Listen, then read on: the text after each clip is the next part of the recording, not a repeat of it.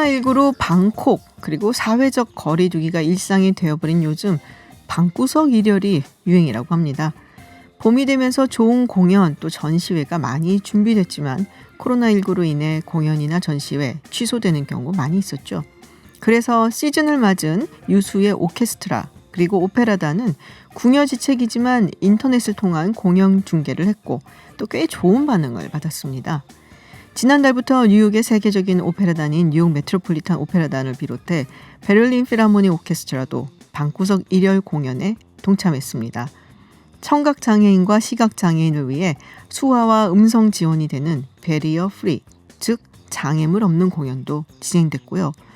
런던 심포니 오케스트라 역시 세계 최고의 지휘자들인 사이먼 레터, 발레리 게르기예프 등과 함께 방구석 일열 클래식 공연을 시작합니다. 특히 4월 12일 공연에는 한국의 자랑스러운 피아니스트 조성진 씨의 라흐마니노프 협주곡이 연주된다고 하니까 클래식 팬들은 기다려볼 만한 것 같습니다. 코로나19로 인해 어려워진 현실에 이런 공연들이 한가한 소리처럼 들리기도 하지만 어차피 뚫고 지나가야 하는 재난이라면 한숨 한번 크게 들이쉬고 버텨보도록 하는 건 어떨까요? 가슴을 때리는 듯한 조성진의 라흐마니노프가 조금은 도움이 될 듯합니다. 네, 오늘은 지난 2번 총선에서 모두 박빙의 차이로 결정되었던 곳이죠. 그야말로 전통적인 격전지입니다. 서울 강동갑에 출사표를 던진 후보들 만나보겠습니다. 특히 강동갑은 여성들만 또 출마를 했어요. 자, 먼저 지역구를 수성하기 위해 뛰고 있는 진선미 더불어민주당 후보 전화로 만나보겠습니다. 안녕하세요, 후보님. 네, 반갑습니다. 네. 지난 총선에서 2.8%포인트 차로 좀 근소하게 승리를 거두신 바 있습니다. 이번에는 좀 지역구 가보시니까 분위기가 어떻습니까? 네, 단언하기는 어렵고 네. 늘 조심스럽죠. 차이가 많이 난다 그러면 혹시 간절한 마음이 부족할까 봐 걱정들 하시고 또 차이가 적다고 하면 또 불안해하시고 이런 지점들이 있어서 네. 걱정이긴 한데요. 그럼에도 불구하고 코로나19로 많은 분들이 불안해하시는 가운데서도 이게 선거라는 것을 조금씩 인정해 주시고 그래서 어디 가든 늘 반갑게 맞아주시는 분들이 계셔서 분위기가 나쁘진 않은 것 같습니다. 네. 임기 도중에 여성가족부 장관직을 맡으셨어요. 그래서 지역구 관리하기가 만만치 않으셨을 것 같은데 어떻게 그동안 틈틈이 관리는 좀 하셨어요? 아무래도 행정부에 있다 보면 네. 지역구에 자주 찾아뵙는 게 쉽지 않거든요. 그렇지만 제가 사는 곳이 여기이기 때문에 늘 출퇴근하는 과정 속에서 또 우리 지역위원회 안에 또 시의원님들과 구의원님들이 다 같이 계시기 때문에 늘 상의하고 그러면서 지역의 여러 가지 현안들을 계속 해결해 오고 있었죠. 그럼에도 불구하고 이제 저는 그래도 우리 그 강동에서 이렇게 힘을 모아줘서 또 재선인데도 이렇게 장관으로 뭔가 역할을 했다는 것에 대해서 많은 주민분들이 좀 자랑스러워하고 뿌듯해하시는 지점들도 있고 한편으로는 늘 제가 이렇게 소탈하게 잘 가서 이렇게 편하게 잘 만나고 그랬던 것이 좀 부족해지는 것에 대한 아쉬움을 표현하시는 분들도 계셨습니다. 네. 네. 우리 지역구가 장관을 낸 지역구야. 이런 자랑스러움도 있고 좀 더 이게 약간 유권자 주민들과의 스킨십이 좀 더 많았으면 그래서 그런 걸 좀 바라는 유권자들이 아쉬워하는 부분도 있고 공존했다라는 말씀이신데요. 그렇죠. 네. 요번에 네. 경쟁자분들이 다 여성이세요. 네. 네. 어떤 느낌인지도 되게 궁금하고 또 여성들끼리 어떤 경쟁이다 보니까 선거 전략이 또 비슷할 것도 같은데 이런 부분은 내가 좀 이런 데서 특징이 있다라고 말씀하시고 싶은 것도 있을 것 같아요. 어떻습니까? 네네. 정말 그 지난 총선 때는 사실 아까도 아쉬워하신다 이러는 게 제가 정말 그 지역 샅샅이 돌아다니시면서 많은 분들과 만나는 그런 장점, 스킨십을 장점으로 꼽는 분들이 계셨어요. 네. 그런데 지난 총선 때는 제가 우리 지역구에서는 정치사상 첫 여성 후보였거든요.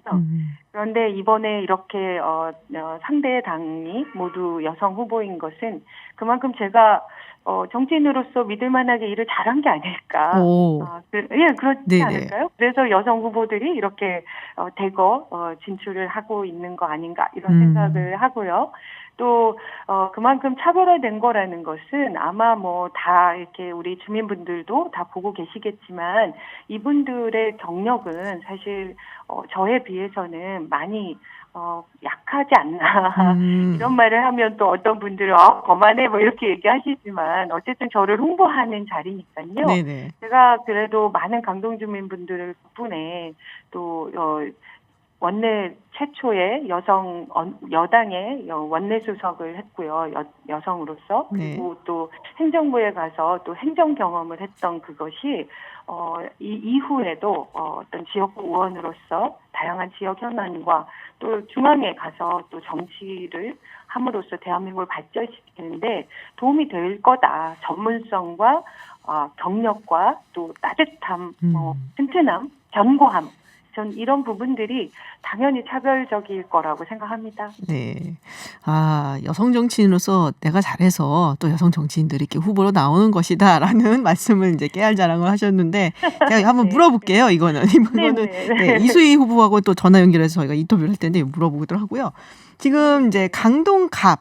자, 이 지역에 안고 있는 가장 큰 현안이 무엇인지 내가 국회의원으로 당선이 되면은 이 부분에 힘을 쓰겠다라는 말씀을 좀 듣고 싶은데요. 네네. 아마 이후에 이 후보님도 그런 얘기를 하실 것 같아요. 네. 늦게 강동에 오셨지만 워낙 이 부분이 현안이어서 모든 후보가 다 이 문제에 대해서 관심을 표현할 거라고 생각하는데요. 우리 강동은 사실 서울 안에서 아주 유일하게 어쩌면 인구가 지속적으로 늘어나고 있는 곳입니다. 네. 굉장히 넓은 그 지역을 갖고 있고 재건축이 굉장히 활성화되면서 아주 다세대의 그런 아파트들이 계속 입주를 하고 있어서요. 내년까지 아마 6만여 명의 인구가 늘고요. 네. 또 그중에 다행스럽게 아이들이 함께하는 그런 가족들이 많이 이렇게 저희 동네로 와주셔서 그 부분들이 이제 인프라, 교통 인프라, 뭐 교육 인프라 이런 문제들에 대한 관심들이 많으세요. 네. 그중에 특히 이제 지하철 9호선, 8호선, 5호선 그런데 이제 저희가 9호선 4단계에 관한 조기 착공을 제가 지난 총선 때부터 공약으로 내놓은 건데 네. 정말 어려워서 4년 만에 이제 막바지에서 뭔가 이 실체가 드러나고 있습니다. 네네. 그래서 그 부분들을 반드시 관철시키고자 어쩌면 또 이번에 새로 다시 도전하는 거다 이렇게 말씀드리고 싶습니다. 네. 뭐 다른 여러 가지가 있지만 늘어나는 인구, 그래서 교통 인프라가 굉장히 또 중요하다. 그중에서 9호선, 8호선, 5호선, 특히 9호선 4단계를 이제 많이 노력을 해서 시작을 하는데 그거를 계속적으로 박차를 가하기 위해서는 현역이 계속해야 된다. 뭐 이런 말씀 같아요? 맞나요? 그렇습니다. 네. 네, 실제로 제가 그 여당 의원으로 그 당시에는 야당임으로 당선시켜 주셨는데 네네. 결국은 여당 의원으로 또 만들어 주시더라고요. 네네. 그래서 여당 의원으로서 국무총리부터 뭐 국토부 기재부 장관님 모든 분들을 서울시장님까지 계속 네. 만나면서 예타도 통과시키고 며칠 전에 드디어 6,408억이라는 그 예산이 확정됐고요. 며칠 뒤면 또 기본 계획이 또 승인이 될 겁니다. 그래서 고시로 발표가 될 건데 그 모든 문제들이 이제 시작이라 이 부분을 같이 끌고 가려면 아무래도 그동안 노력하고 관심을 가졌던 지속적으로 제가 열심히 우리 강동 주민들과 함께 노력하고 싶다는 말씀 드립니다. 네. 자, 이번 총선이 이제 여당이 이제 뭐 정권 심판론이냐 아니면 야당 심판론이냐 뭐 여러 가지 이야기가 있습니다. 여론조사도 이걸 관련해서 많이 하고 있는데요. 네, 우리 진선미 후보님께서는 이번 총선 어떻게 보고 계세요? 성격을? 저는 이번 총선이 참 공교롭다는 생각을 합니다. 네. 사실은 늘 대선이 있고 또 그 중간에 총선이 있고 그래서 어쩌면 중간에 무슨 심판론 이런 것들이 늘 대두된다고 하는데 저는 이번에 코로나19를 통해서 이 국난이 지속적으로 당분간은 계속될 거고 또 그 이후에 어떤 뒤로 벌어질 어떤 경제적인 충격이나 또 여러 가지 문제들을 함께 극복해 나가야 되는 아주 중차대한 상황에 처해 있기 때문에 그 위기를 제대로 극복해내고 일할 수 있는 그런 정부의 힘을 받쳐줘야 된다. 이런 생각을 합니다. 그래서 여당의 총선을 통해서 힘을 몰아주셔야 된다고 저는 강하게 말씀드리고 싶은 건데요.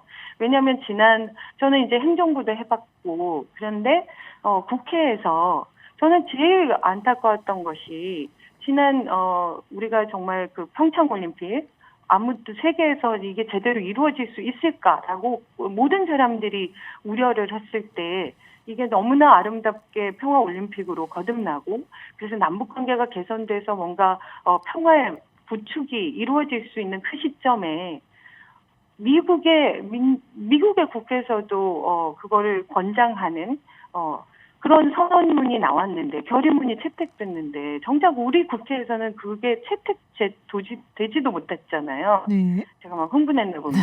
그래서 그게 한 일례로서 늘 저희가 정말 중요한 모든 일에는 골든타임이 있는데 그 골든타임에 뭔가 일을 하려고 할 때 늘 발목을 잡았던 것이 사실은 또 이번 야당의 모습이었거든요. 그 모든 것들을 넉넉하게 우리 국민들은 현명하게 지켜보고 계신다고 생각합니다.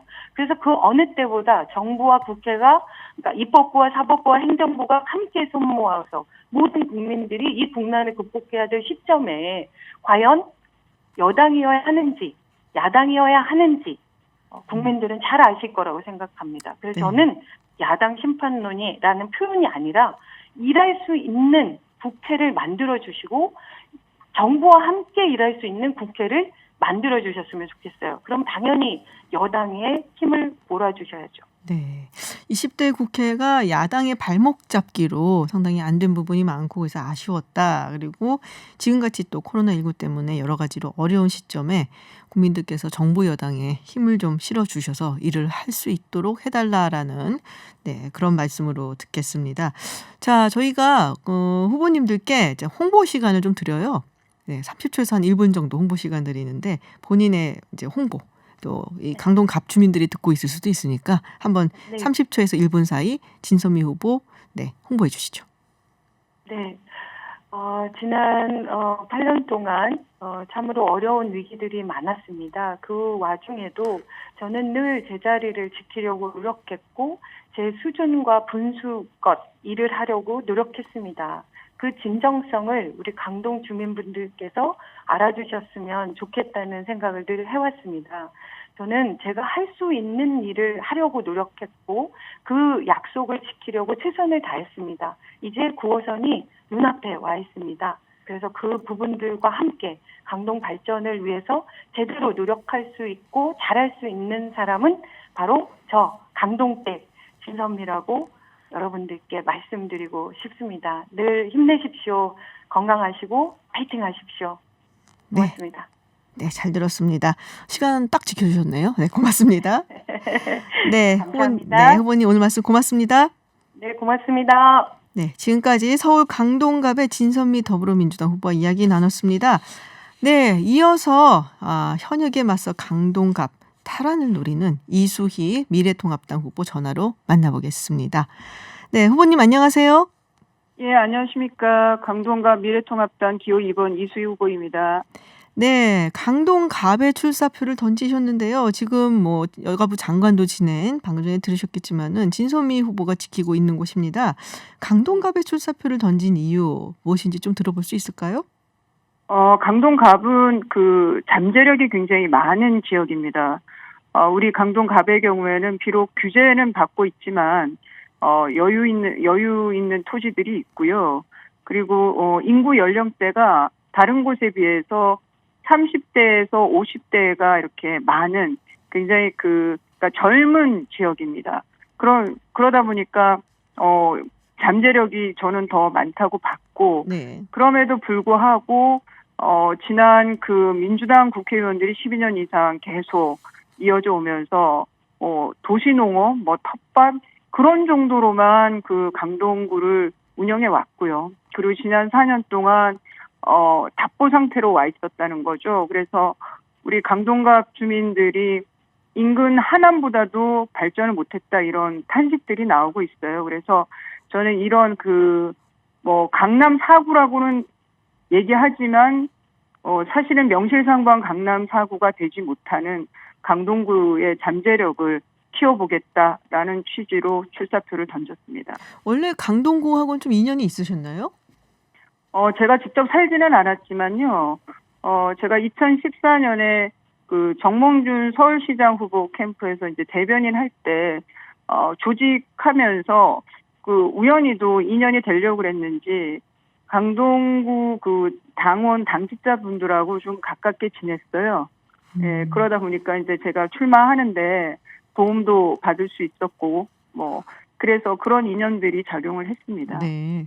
근데 지금 방금 전에 그 강동구가 30대에서 50대 좀 젊은 세대가 많이 산다라고 말씀하셨는데 오늘 뉴스 들어서 아시겠지만 통합당에서 김대우 후보가 30, 40대에 대해서 조금 편마 발언을 했습니다. 그래서 문제가 됐는데 이거 어떻게 생각하세요?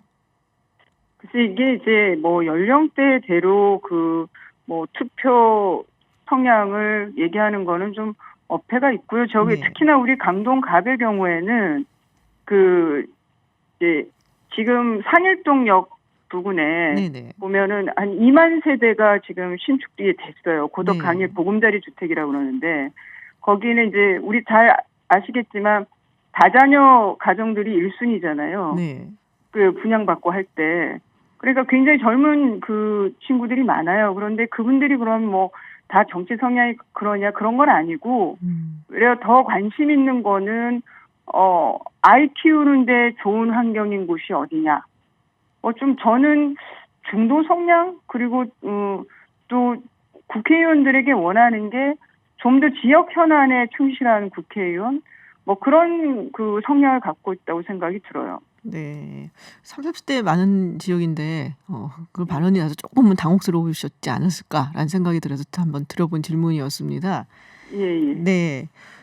지금 아까도 그리고 네네. 그래서 더불어 말씀드리면 저도 네네. 그렇지만 제가 이제 지역 다닐 때 20대 청년들이 제가 명함을 드리면 잘 받아요. 그리고 바꿔달라는 주문도 많이 하고. 네네. 그래서 그럴 때 제가 그러죠. 미안하다. 어른들이 잘 못한 것 같다. 그렇군요. 네, 그리고 우리 통합당도 대한 정당으로서 사실 전폭적인 지지를 받아야 되는데 그렇지는 못한 게 또 사실이고요. 네. 그래서 저는 이번에 이제 공천에서 세대 교체도 어느 정도 됐기 때문에 통합당도 변모할 수 있다고 봅니다. 네. 자, 이 질문을 제가 똑같이 진선미 후보한테도 드렸었는데 이번에 경쟁자들이 전부 여성입니다. 자, 아시고 계시겠지만 예. 아까 진선미 후보가 그런 말씀을 하시더라고요. 이렇게 여성 후보자들이 많이 등장한 그 이유 중에 하나는 나를 비롯한 여성 정치인들이 잘해서다. 본인이 잘해서다라고 말씀하셨어요. 어떻게 생각하세요? 네. 글쎄 그거는 지역민들의 우리 강동갑 지역 유권자분들의 생각하고는 좀 거리감이 있어 보입니다. 제가 본 유권자들은. 그런가요? 예. 네. 요즘 유권자들은 중앙정치, 그러니까 유명한 국회의원을 원하는 게 아니에요. 그 지역에, 그리고 또 카페 이런 게 굉장히 발달돼 있잖아요. 아파트 네. 단지들은. 그러니까 지역 발전에 주민들이 적극적으로 참여하고 발전 아이디어까지도 내고 그래요. 네. 그런 거를 지역 국회의원이 같이 공감하고 동참해서 싸워주길 바라고 그런 거거든요. 그래서 지역 현안을 챙기는 국회의원을 원하는데 지난 4년 동안 글쎄요. 제 상대 후보에 대한 평가는 네네. 좀 여가부 장관을 하면서 지역을 등한시했다라는 반감들이 저는 그런 반감들을 듣고 다니고 있습니다. 그렇군요. 그러니까 유명 인사가 사실 중요한 게 아니고 인터넷 카페 같은 데 보면은 이제 주민들이 아주 적극적으로 지역의 현안에 관심을 가지고 참여를 하는데 장관직을 수행하면서 지난 4년 동안 조금 지역 현안에 무심했던 게 아니냐라는 평가를 듣고 계신다라는 말씀이신데요. 그러면은 후보님께서는 강동갑이 안고 있는 가장 큰 현안 뭐라고 생각하십니까? 우리 강동갑이 이제 포함된 동네들이 많은데 네. 그 중에서도 그러니까 동네마다 이제 바라시는 게 차이가 좀 있어요. 그런데 그래도 대동소이한 거는 교통 문제. 네. 그리고 두 번째가 교육, 그 교육 인프라, 그 중에서도 특히 말씀드린 대로 그 고강지구 보금자리 주택이 뭐 한꺼번에 2만 세대가 이렇게 들어와 살다 보니까 과밀학급들이 생기는 거예요. 네. 예, 그래서 한 반에 뭐 32명, 35명, 예, 뭐 초중 네네. 되고 그러다 보니까 그러니까 과밀학급 해소에 대한 앞으로 어떻게 할 건지에 대한 좀 중장기적인 계획을 원하고 계시고요. 근데 무엇보다 중요한 거는 지금 9호선 4단계 사업, 네네. 그게 지금 좀 지지부진하게 되고 있어서 그 4단계 사업 조기 착공을 원하시는데 그게 이렇게 말씀드리면 너무 좀 예, 그 상대 후보에 대해서 네거티브로 받아들이실 분도 계시겠지만 4년 전 공약에 비해서 그 사업 단계가 너무 늦어졌기 때문에 거기에 대한 지역 불만이 상당히 큽니다. 그렇군요. 방금 전에 진선미 후보는 그런 말씀을 하시더라고요. 이 말씀하신 9호선 4단계 사업 이거를 또 본인이 어렵게 추진을 해서 지금까지 끌고 왔기 때문에 계속해서 하던 사람이 해야 되지 않겠나. 그리고 이제 여당의 후보이기 때문에 뭐 당선이 되면은 아무래도 좀 더 힘을 받지 않겠나라는 말씀을 하시던데요. 이 부분에 대해서 어떻게 생각하세요? 단적으로 말씀을 드리면 네. 지난 여기 이제 우리 고강지구에 뿐만 아니라 강일동 이제 9호선 관련돼서 조기 착공을 원하시는 주민들이 그 진선미 후보가 아니라 옆에 하남시에 이현재 당시 한국당 의원에게 의지를 하면서 그 추진을 해왔어요 이 사업을. 네네. 저는 이것이 단적인 뭐 당시 지난 4년의 상황을 보여주는 거라고 봅니다. 예. 왜 하남시 후보에게 의지를 했을까요? 그러니까 이현재 의원께서 더 적극적으로 그 장관을 만나고 또 주민들의 요구 사항을 계속 중앙부처에 같이 얘기를 해주고 추진하고 국정감사 때마다 질의하고 뭐 이런 그 액션들을 취해준 거거든요. 실질적인 액션들을. 그러다 보니까 주민들께서는 뭐 지역에 의원이 있지만 그 이현재 의원이 더 잘해주시니까 예, 그쪽에 기대해서 의지해서 그 일을 추진해 올 수밖에 없었고요. 네. 예, 저는 그것이 단적으로 모든 걸 말해준다고 생각합니다. 그렇군요. 자, 이번 총선에서 야당은 정권 심판론 이야기를 하고 있고요. 또 여당 측에서는 뭐 야당 심판론을 얘기를 하고 있고 방금 전에 진선미 후보 같은 경우에는 앞으로 이제 코로나19 때문에 여러 가지로 경제적으로도 힘들어질 수 있는데 이럴 때 정부가 일을 할 수 있도록 또 여당이 힘을 실어달라라는 말을 했습니다. 우리 후보님께서는 이번 총선 어떻게 성격을 규정하시는지요? 이게 이제 유권자 성향 따라 좀 구분을 해야 될 것 같은데요. 그러니까 보수 유권자들의 경우에는 정권 심판론이죠. 그거는 정권에 대한 중간 심판 아주 강하게 말씀을 하시는 거고. 근데 전통적인 민주당 지지자들이 있잖아요. 그거는 저는 문정권의 지지자들하고는 좀 다른 성격이라고 봐요. 어떻게 다른가요? 좀이 아니라 상당히 다른 성격이라고 봐요.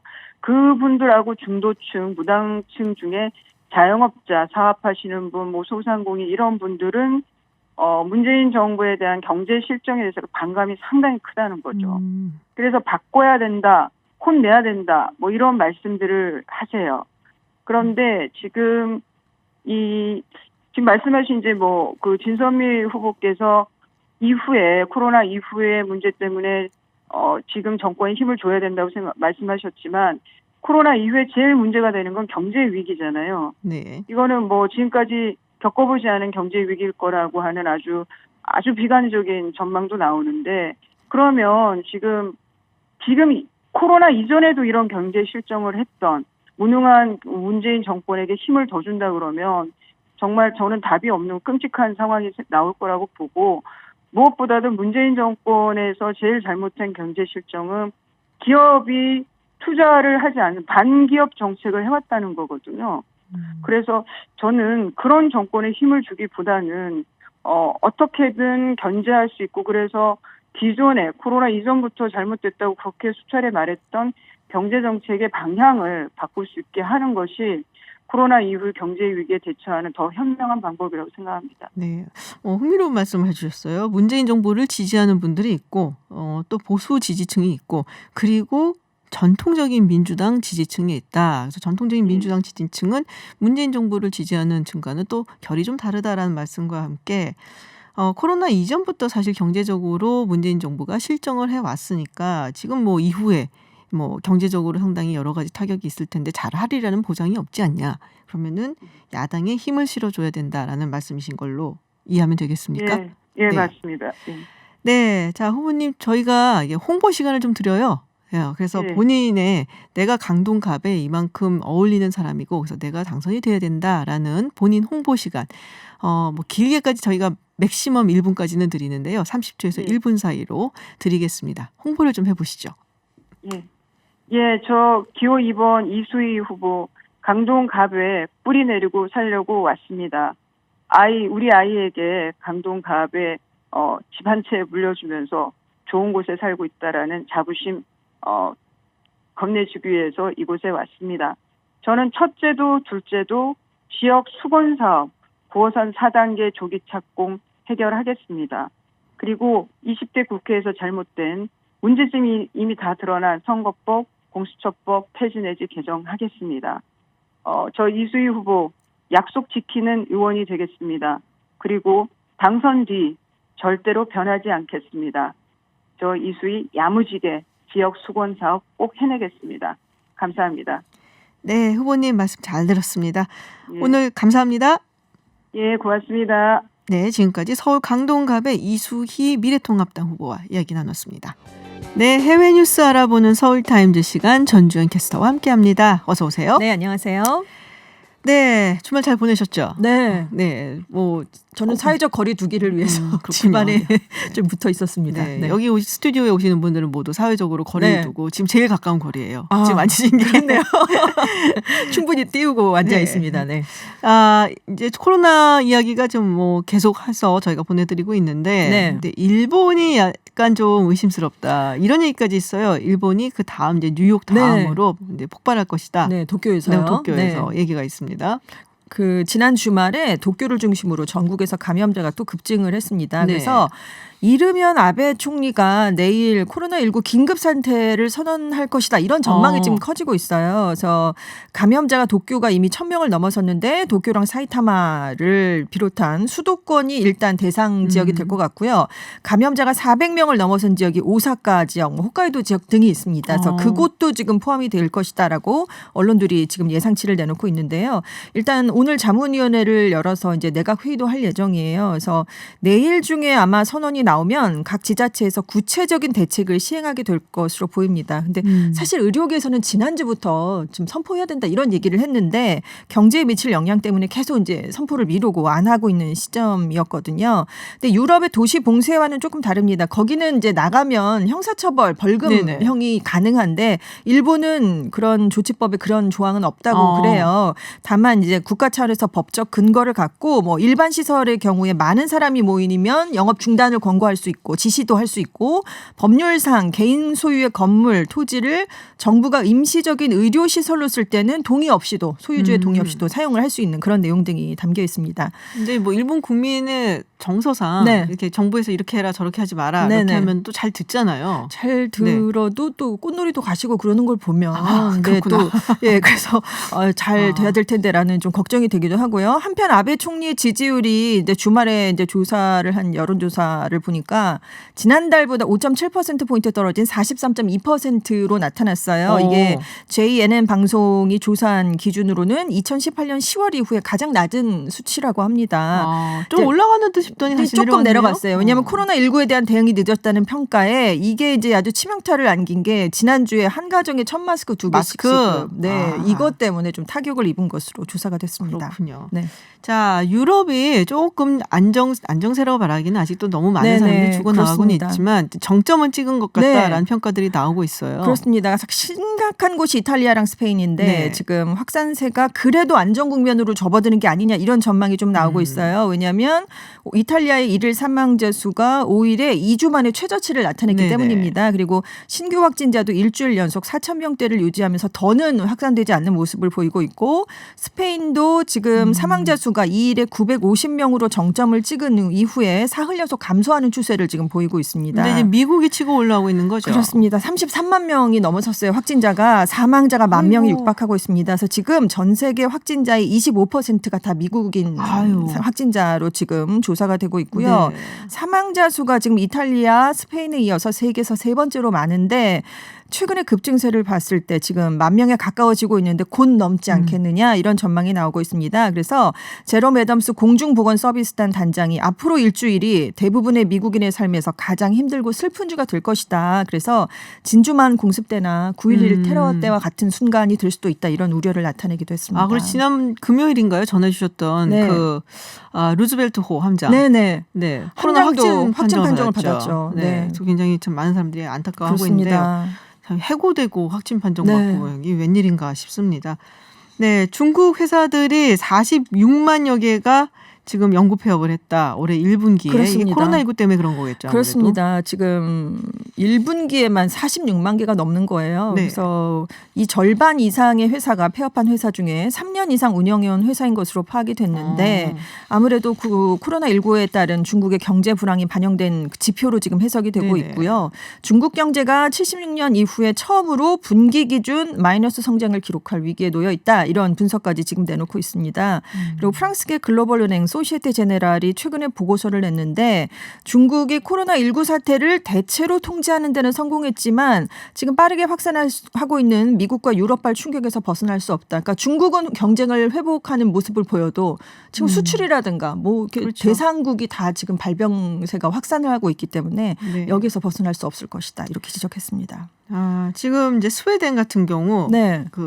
이게 이제 집단 감염, 집단 면역이라고 면역이라고 해야 되나요? 네. 네. 그 방법을 채택했던 거잖아요. 네네. 좀 느슨한 봉쇄였죠. 네네. 네. 근데 이게 안 되겠다. 그래서 지금 전략을 전환하고 있다라는 소식이 들어오고 그렇습니다. 있어요. 그럴 거라고 지금 독일 네. 도이치벨레지가 보도를 했는데요. 정부의 예상과 다르게 상황이 악화되고 있기 때문이에요. 지난달에 감염자 수가 지난달 이맘때쯤 52명이었는데 이게 한 달 만에 6,443명이 됐습니다. 그래서 120배 넘게 늘었고요.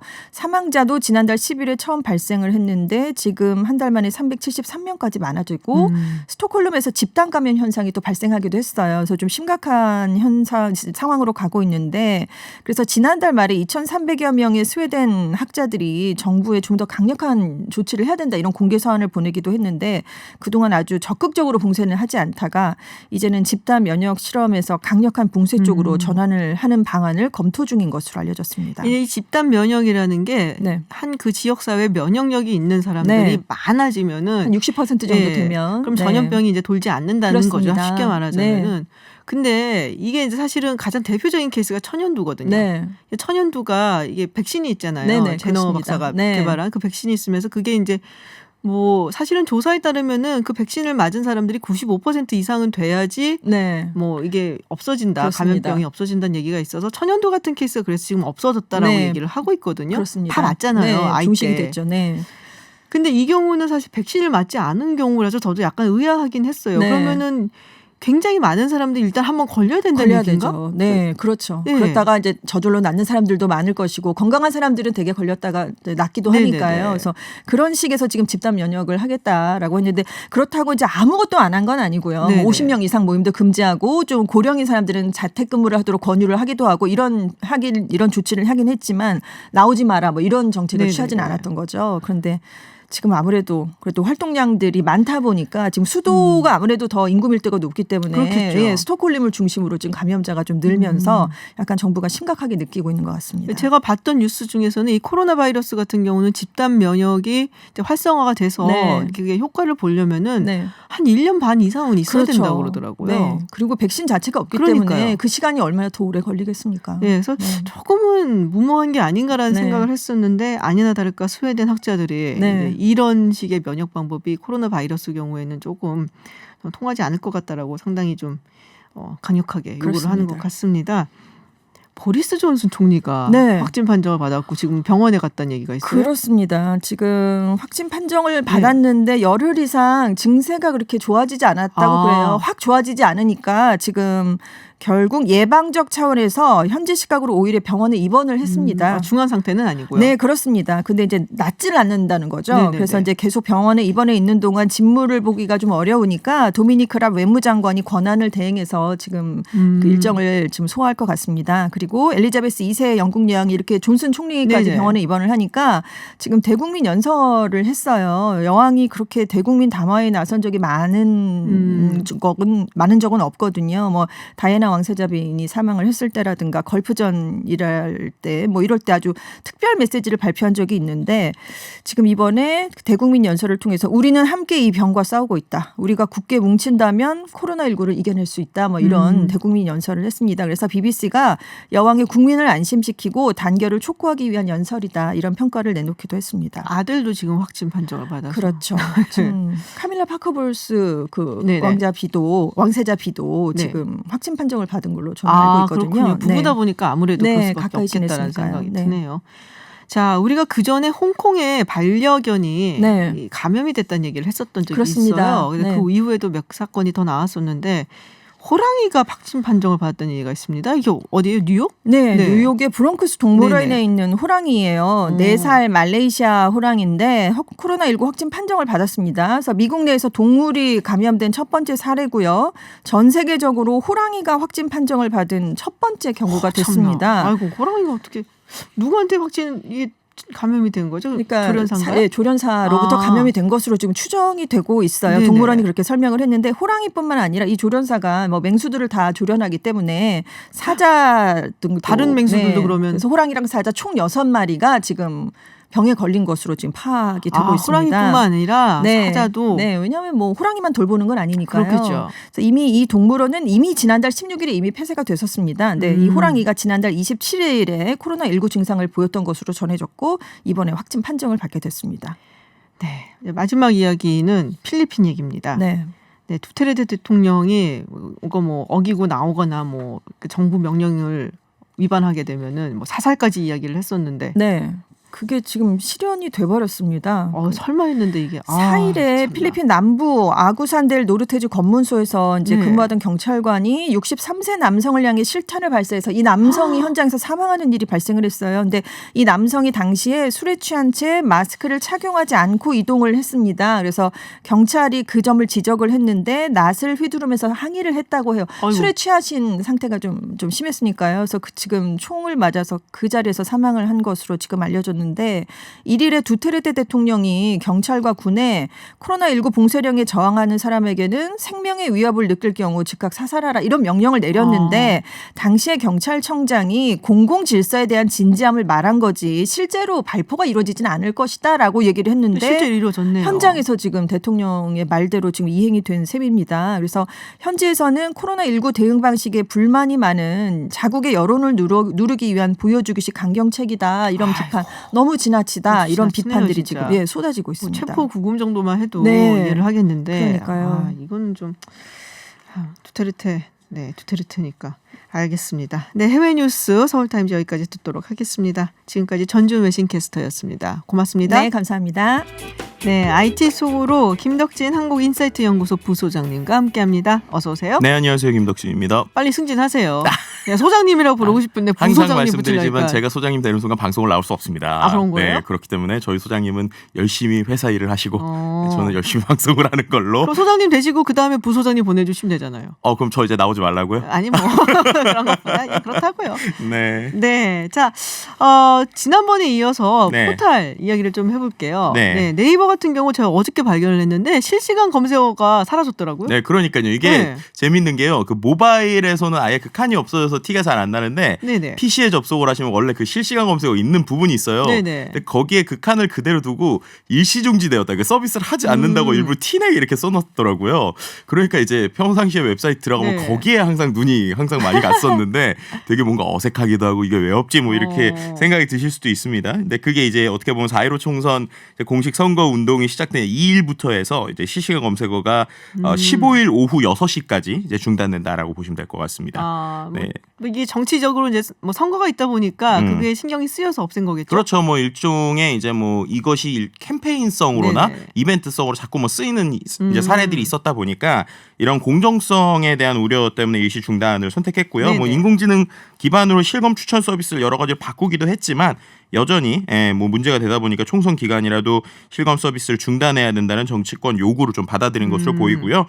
다음 같은 경우에는 뭐 2월 20일부터 실시간 이슈 검색어 서비스를 완전히 종료했기 때문에 뭐 다음하고는 상관이 없는 지금 이슈가 됐다고 그러면 총선이 끝나도 계속 없는 네, 이미 건가요, 2월 다음은? 20일부터 아예 이제 그 실시간 검색어 자체를 다음은 없애버렸죠. 그렇군요. 네. 뭐 댓글 관련해서도 여러 가지로 좀 변화가 있는 것 같아요. 총선 네, 때문에. 뭐 일단은 총선 앞두고요. 지금 이제 우리가 댓글을 쓰거나 이럴 때도요. 댓글 자체에 그 우리가 실명으로 허용되어 있는 사람들만 네네. 이제 실명 인증받은 사람들만 이 선거 관련 뉴스에 댓글을 쓸 수 있게 지금 바뀌어 있어요. 그러니까는 아이디를 가입하더라도 실명 인증을 받지 못한 사람들이 다른 뉴스는 댓글을 달 수가 있는데 네네. 이 총선이나 선거 관련 뉴스에서는 댓글을 이제 실명 인증돼 지금 달지 못하는 뭐 이런 좀 변화도 같이 있고요. 한 가지 또 재밌는 거는 이제 연관 검색어라고 그래서 네, 뭐 맞아요. 인물 치면 연관 검색 나오잖아요. 정치인 이번에 후보와 관련돼서는 연관 검색어도 이제 서비스가 잠깐 멈춰 있습니다. 그러니까 다른 사람들 건 나오는데 그 후보 이름에는 이제 뭐 의혹이 될 수 있는 뭐 여러 가지 키워드가 있을 수 있잖아요. 그러다 보니까 그것 역시도 지금 잠깐 종료돼 있는 뭐 이런 어떤 일종의 서비스들의 변화가 있다라고도 볼 수 있을 것 그러니까 같습니다. 예를 들면 김덕진 쳤더니 네. 부소장 같이 나오고 이런 거. 저 김덕진 방송 그만해 뭐 이런 거 나오면 이제 이러면 안 되잖아요. 뭐 방송 뭐 상관없지만 뭐 그런 하여튼 그런 것들이 이제 안 나오게 네네. 혹시나 의혹 이런 키워드가 나오면 괜히 이럴 수 있으니까 선거에 영향을 미치는 것들을 최대한 좀 줄이려고 하는 이런 모습들을 좀 볼 수 있는 것 같습니다. 자, 사실 이제 지난번에도 관련돼 갖고 포털 댓글이라든지 뭐 이런 이야기들 했었거든요. 네. 네, 그 못 드셨던 분들이 좀 계실 것 같고 그리고 좀 시간이 지났기 때문에 그렇죠. 저 같은 사람은 까먹었어요. 그래서 네이버가 댓글 정책 중에 어떤 부분을 바꿨는지 네. 짧게 좀 설명을 해주시죠. 가장 쉬운 게 역시 댓글 작성한 사람들이 지금까지는 누군지 알 수가 없었는데 네. 이제 작성한 사람이 누군지 알 수 있게 됐다라는 큰 차이라고 보시면 될 것 같아요. 그렇다고 뭐 그 사람의 실명을 알 수 있는 건 아니고 이제 그 사람의 아이디 함께 있는 닉네임, 네네. 닉네임이 나오게 되고 그 사람의 이력이 나오게 돼요. 그러다 보니까 그 사람이 지금까지 작성했었던 글들이 어떤 댓글들이고 그리고 이 사람이 어떤 활동을 했는지 한눈에 볼 수 있으니까 예를 들면은 이 사람이 뭐 여기에서는 딴소리 쓰고 저기에서는 딴소리 쓰고 이런 것들인지 아니면 정말 뭐 하나의 맥락으로 쓰고 있는지 이런 것들 볼 수 있고요. 또 하나의 특징은 자기가 삭제한 삭제 댓글의 비율도 볼 수가 있습니다. 그러니까 뭐 예를 들면은 자기가 전체적으로 댓글을 1000개를 썼어요. 네네. 근데 1000개 중에 막 95%가 삭제돼 있다. 그럼 이 사람은 왜 자기가 썼다가 지우지? 뭐 이런 생각도 들 수 있잖아요. 왜 지우는 거예요? 뭐 여러 가지 이유가 있을 수 있겠지만 뭐 자기가 어떤 쓴 내용에 대해서 혹시나 나중에라도 뭔가 문제가 될 수 있는 이유들이 있을 수도 있고 뭐 아니면은 뭐 전혀 다른 내가 한 사람인데 10사람처럼 썼다가 뭐 댓글을 지울 수 있고 뭐 여러 가지 이유겠죠. 어쨌든 그런 것들을 통해서 이 사람이 댓글을 쓰는 어떤 패턴, 행동들을 볼 수 있으니까 우리가 좀 어느 정도 구분해서 볼 수 있다. 라는 어떤 특징들을 볼 수 있을 것 같습니다. 근데 그거 보면서 좀 재밌는 것들이 있었다라고 하더라고요. 네. 보니까는 사실 댓글 쓰는 사람들이 굉장히 제한적이더라. 뭐 이런 이야기도 있었고 네. 어떤 점이 또 재밌었나요? 그러니까 지금 말씀하셨던 것들을 좀 종합적으로 보면 일단은 댓글의 어떤 합계 수가 나오다 보니까 확실히 댓글 양이 주는 패턴을 보이고 있어요. 네, 그러니까 아무래도 이 실시간 검색어 그러니까 그 댓글에서 자기 닉네임이 나온다라는 부분에서 한 60만 건 정도 댓글이 줄었거든요. 그러니까는 기존에 한 400만 건 정도 돼 있었던 게 한 300여만 건으로 줄었다라고도 볼 수 있을 것 같고요. 특히나 정치 분야의 댓글 감소가 아주 이제 뚜렷하게 보였습니다. 네, 이제 댓글 분야의 그 정치 분야에서 그 전주에 한 150만 건 정도 작성되는 게 105만 건으로 한 3분의 2 정도 수준으로 네네. 줄었다라고 하는 특징도 볼 수 있을 것 같고요. 또 한 가지 재밌는 게 말씀하셨던 이 댓글 인원수와 관련해서 이건 제가 추가적으로 분석을 한 건데 네네. 이게 좀 상당히 재밌더라고요. 예를 들면 이런 거예요. 그 3월 20일부터 26일까지의 그 댓글 작성자 수 평균치를 봤어요. 예, 그 네이버에 보면은 거기서 제공해주는 서비스들이 있습니다. 네네. 거기에서 직접 확인도 해보실 수 있는데요. 한번 제가 질문 드려볼게요. 네이버 댓글에 댓글을 작성하는 사람이 한 몇 명 정도 될 것 같으세요? 네이버 뉴스에 댓글을 작성하는 너무 많을 것 같은데요. 대충이라도 한 몇 명 정도 될 대충이라도? 것 같으세요? 글쎄요, 한 몇십만 명 되지 않을까요? 전체적으로 댓글 작성하는 아이디 수로 봤더니 50만 명밖에 되지 않았어요. 50만 명? 네, 그러니까 그런데 2월 21일까지는 그게 93만 명대였거든요. 확 줄었네요. 근데 이게 한 달 만에 이게 실명을 이제 어느 정도 닉네임을 볼 수 있게 되니까 네네. 절반으로 준 거예요. 50만으로. 그리고 특히 이제 정치 쪽 댓글 쓰는 사람을 봤더니 정치 쪽에 댓글을 쓰는 분들이 31만 7천 명에서 15만 7천 명으로 50% 정도 줄었습니다. 와, 반이 줄었네요. 네, 그렇죠. 그러니까 여기서 우리가 또 생각해 볼 수 있는 게 이런 거예요. 그 네이버 전체에 댓글을 쓰는 사람들이 이렇게 적다. 제가 죄송합니다. 제가 잘못 말씀드렸네요. 그 댓글 수를 말씀드렸는데 작성자 수는 더 적습니다. 전체 작성자 수가 19만 9천 명이고요. 진짜 적네요. 네, 19만 9천 명이고 정치 쪽에 댓글 다시면 8만 명밖에 되지 않아요. 8만 명? 네. 그러니까 지금 이제 3월 20일부터 26일의 평균이긴 하거든요. 네네. 그러니까는 전체 19만 9천 명이 뉴스에 댓글을 달고 있고 정치 섹션에서는 8만 명이 댓글을 달고 있는데 그 댓글을 우리가 대표성 있게 봐야 되는 것이냐? 라고 하는 것들에서 이제 우리가 한번 생각해 볼 수 있는 부분이 있는 것 같아요.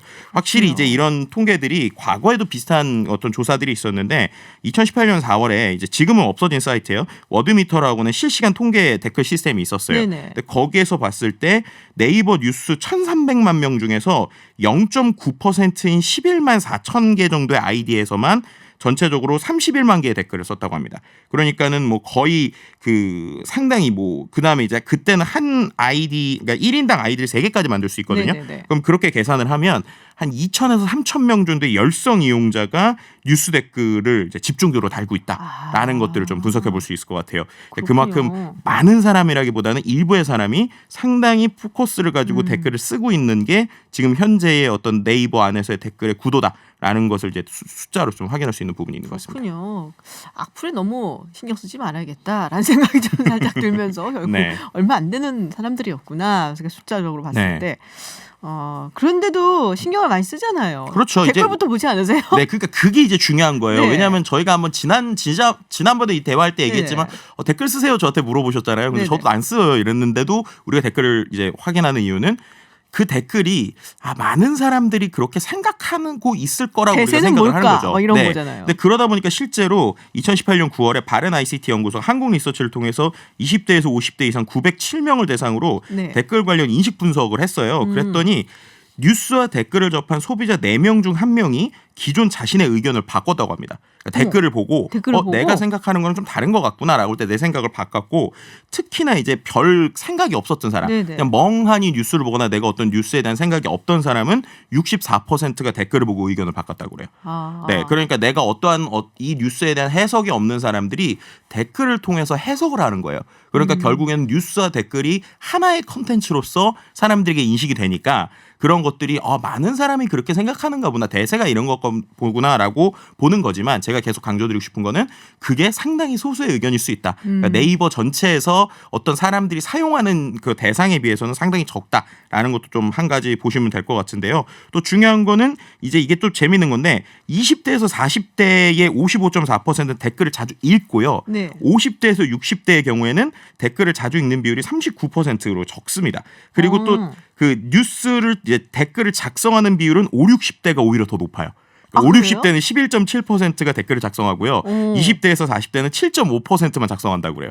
그러니까 이게 재밌는 거죠. 그러니까 많이 읽는 사람들은 20대에서 40대인데 네. 작성하는 비율이 높은 건 50대에서 60대다. 이런 또 특징적인 면들도 이제 이 포털 댓글이 가지고 있다라는 것도 좀 인식을 하시면 댓글을 바라볼 때 조금 더 눈이 바뀌시지 않을까. 근데 그게 있잖아요. 그러니까 댓글 작성한 사람들 뭐 네. 이렇게 퍼센티지랑 또 어느 연령대에서 가장 많이 작성을 했나, 그 남성하고 네네네. 여성 중에 누가 더 많이 했나 뭐 이런 그렇죠. 것도 나오기는 하잖아요. 네네. 그 뉴스에 대해서 이제 뉴스별로 어느 정도 댓글이 쌓이면 인공지능 기반으로 이렇게 보여주기도 하죠. 그러니까 보통 보면은 정치 사회 뉴스 같은 경우에는 연령층이 좀 높은 편이고 그리고 연예 뉴스 이런 쪽은 약간 좀 낮은 편이더라고요. 저도 그렇죠. 그게 재밌어서 좀 보거든요. 네, 그런데 이제 아시겠지만 얼마 전부터 네이버도 그렇고 다음도 그렇고 연애 댓글이 다 없어졌어요. 이제. 맞아요. 예. 그러다 보니까 이제 아마 말씀하셨던 그런 그 남성들의 비율이 더 전체적으로 높아지고 있다라는 것도 한 가지 좀 생각해 보시면 아주 쉬울 것 같습니다. 그렇군요. 근데 사실 총선이 얼마 안 남았는데 네. 이제 뉴스도 그렇고 댓글도 그렇고 아까 말씀하셨다시피 이제 얼마 안 되는 사람들, 소수의 그렇죠. 사람들이 거기서 이제 댓글을 쓰고 그리고 우리가 사실 그걸 보고 있는 거라고 말씀을 하셨는데